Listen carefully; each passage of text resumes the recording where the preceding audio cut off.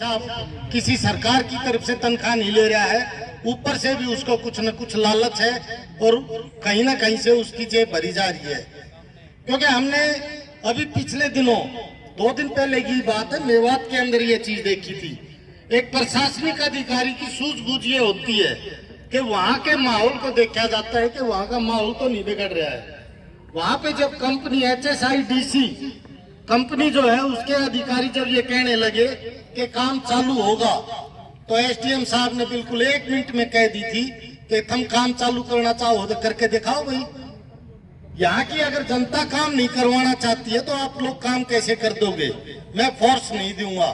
तो एक ऐसा अधिकारी भी है जो ये खुल के कहता है मंच के माध्यम से कि अगर जनता काम नहीं करवाना चाहती तो काम नहीं होगा। तो दूसरी तरफ DC साहब से भी हम ये चाहेंगे कि वो अपना रुख साफ करे कि वो जनताओं की भावनाओं के अनुसार, किसानों की भावनाओं के अनुसार काम करवाना चाहते हैं या फिर किसी कंपनी के दलाल के तौर पे। इस इलाके में जो आंदोलन को लगातार किसानी आंदोलनों को लीड करने वाले साथी, इस धरने को चलाने वाली कमेटी के साथी बहुत सोच विचार करने के बाद में सामूहिक निर्णय के तौर पर जो फैसला करके आए हैं, वो फैसला साथी मनदीप नथवाड़ आपके बीच में रखेंगे।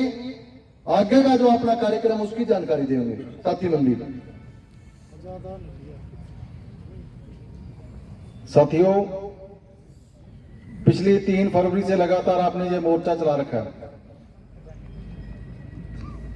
इस मोर्चे ने दोबारा माहौल बनाया कि लोग लड़ेंगे, लोगों में दोबारा आस जागी है कि हम अपना अधिकार लेंगे लड़के, और इस सफलतापूर्ण मोर्चा चला है।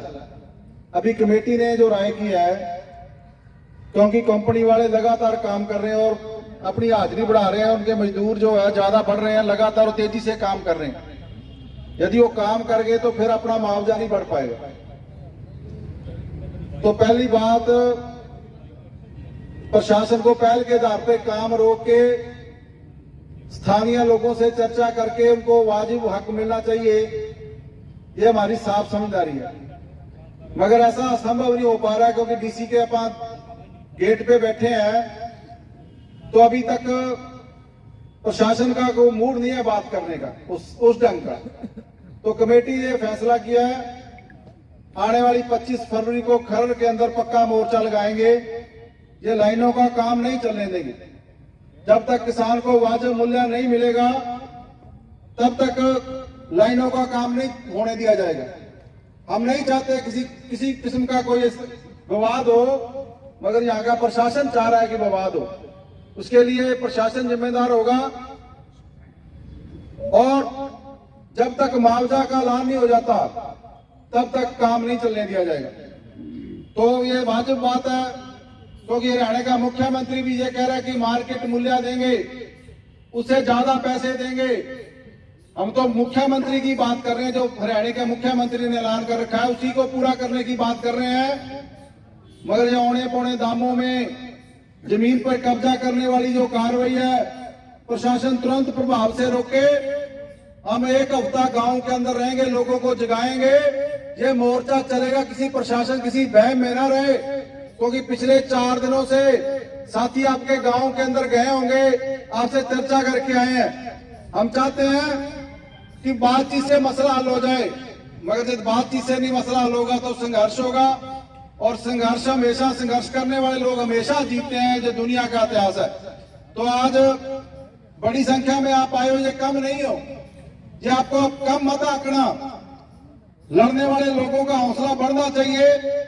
भगत सिंह दर्जनों में थे, दर्जनों में भगत सिंह और भगत सिंह के साथी जिन्होंने ब्रिटिश हुकूमत के साथ टक्कर ली थी, उस समय टक्कर ली थी जब अंग्रेज राज में सूरज नहीं छिपता था।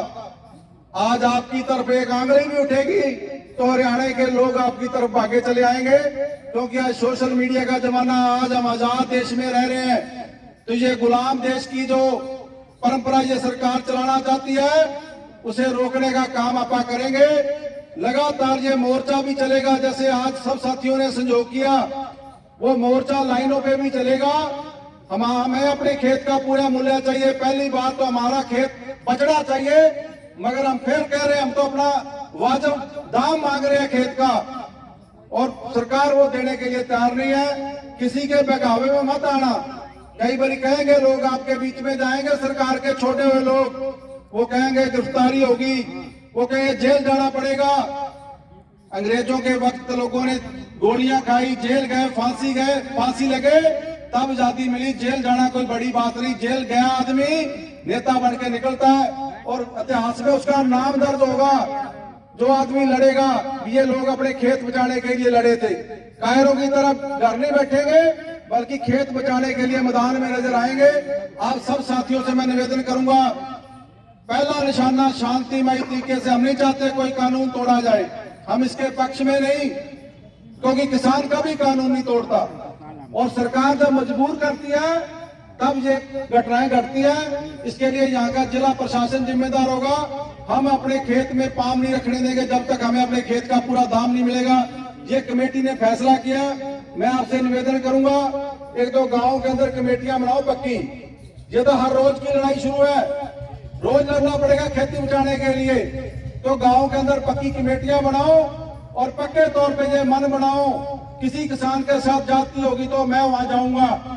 आज बहुत से साथी दूसरे जिलों से आए हैं, मेवात से आए हैं, फतेहाबाद से आए हैं, हिसार से आए हैं। वो इसलिए नहीं आए कि आपके एहसान करने के लिए आए हैं, इसलिए आए कि हमारी जिम्मेदारी बनती है, हमारे साथी संकट में है तो चलो उनकी मदद के लिए झज्जर चलते हैं, इसलिए आपके बीच में आए हैं। ऐसा सब साथियों का हमें मन बनाना पड़ेगा।